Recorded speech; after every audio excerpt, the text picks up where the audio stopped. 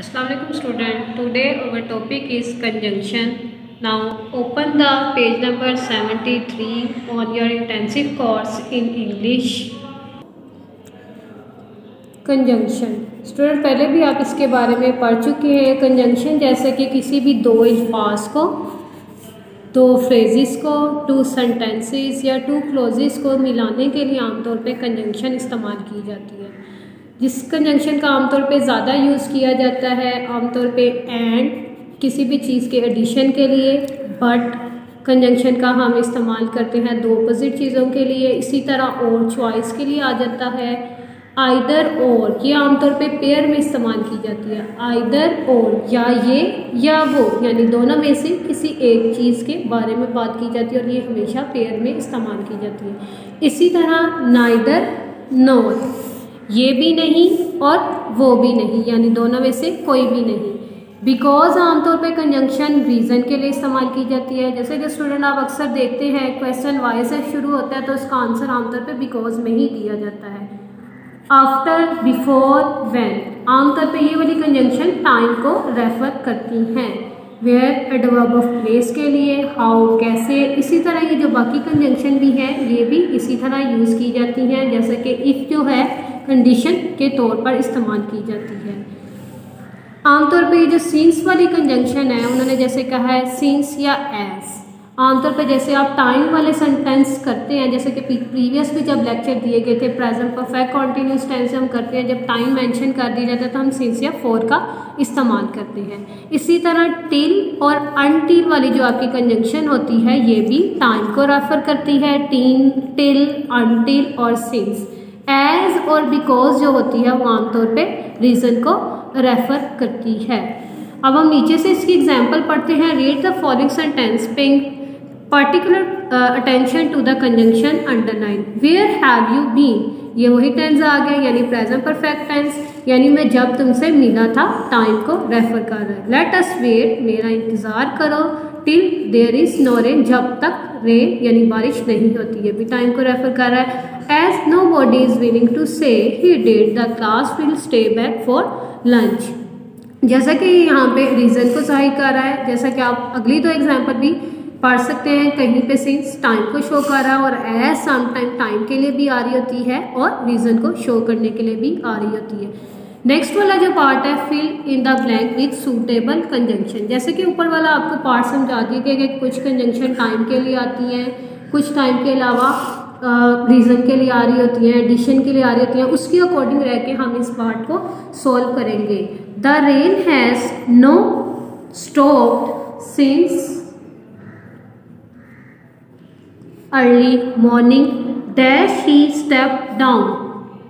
As मतलब जैसे ही वो स्टेयर से यानी सीढ़ियों से नीचे उतरा, ही स्लिप वो फिसला और गिर गया। Who will be able to write to wait till, यानी 7 बजे तक कौन इस काबिल है कि उसका इंतज़ार करे। डैश वी ऑब्टेन लाइसेंस, यानी अनलेस जब तक के नहीं का मीनिंग देता है, यानी जब तक के मुझे लाइसेंस नहीं मिलेगा मैं एक बिजनेस को अपने स्टार्ट नहीं कर सकता। There has been no fatal accident here since July. आमतौर पे मंथ के नाम के साथ भी हम सिंस का एडिशन ही करते हैं। Since the end of the last war man has been depending more on machines than on human or animal labor. He was not to be allowed to enter the cinema because he had no ticket, यानी reason आ गया उसको अंदर क्यों नहीं enter होने दिया जा रहा, क्योंकि उसके पास टिकट ही नहीं है, तो उसके बगैर वो अंदर एंटर कैसे होगा।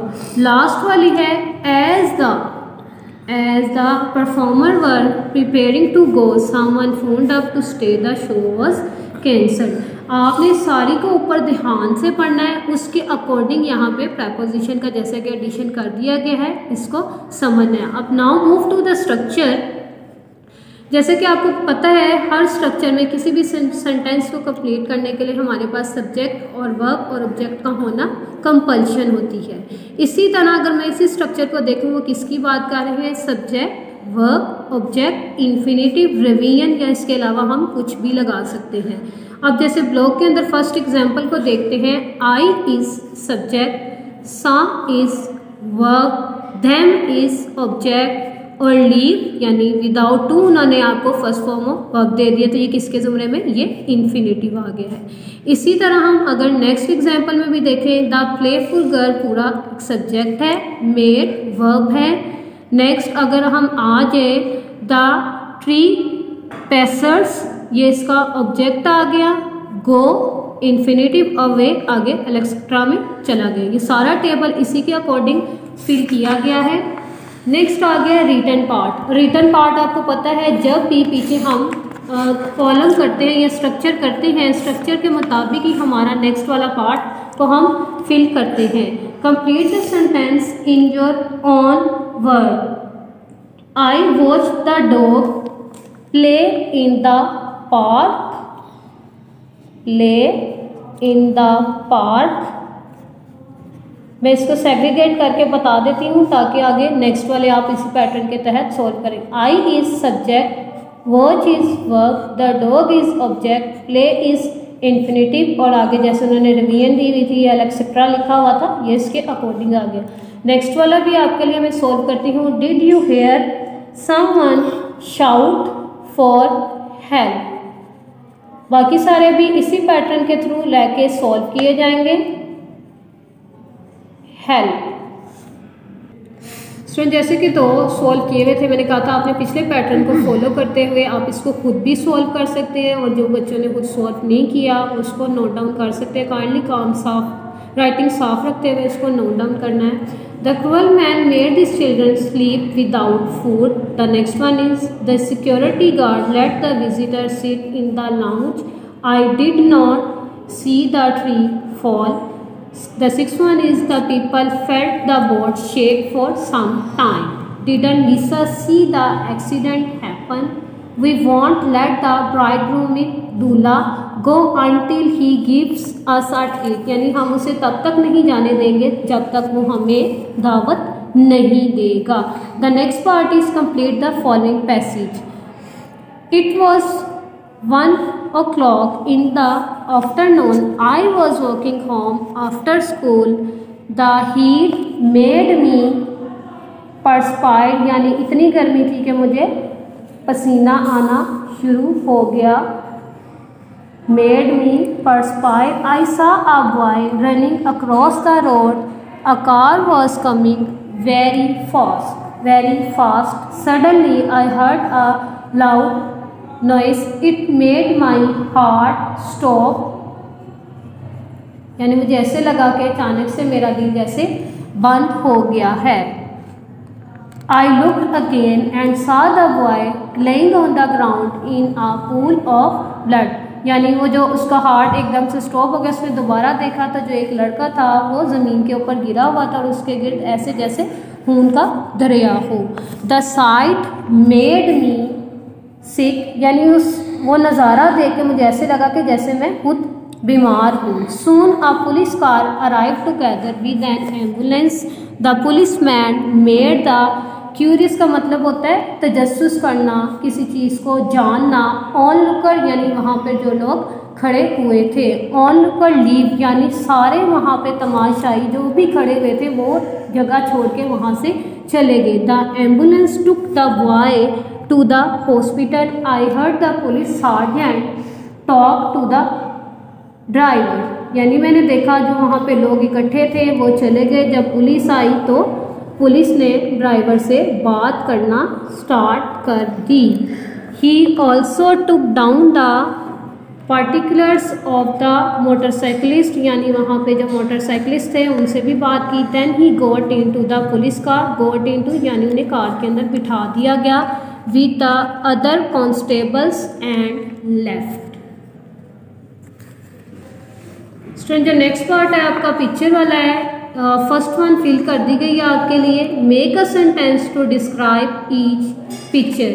ही मेड द बेबी लाफ. अगर देखा जाए किसी न किसी हद तक जिस तरह आपने पिछला जो आपको स्ट्रक्चर सिखाया गया है उसी को फॉलो कर रही है. He is subject, made is verb, the baby is object और जो लाफ है वो आपका इन्फिनेटिव है।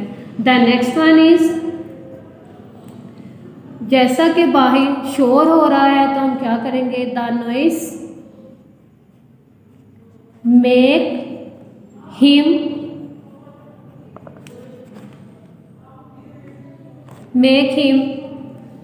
Angry. The next one is she saw Ayesha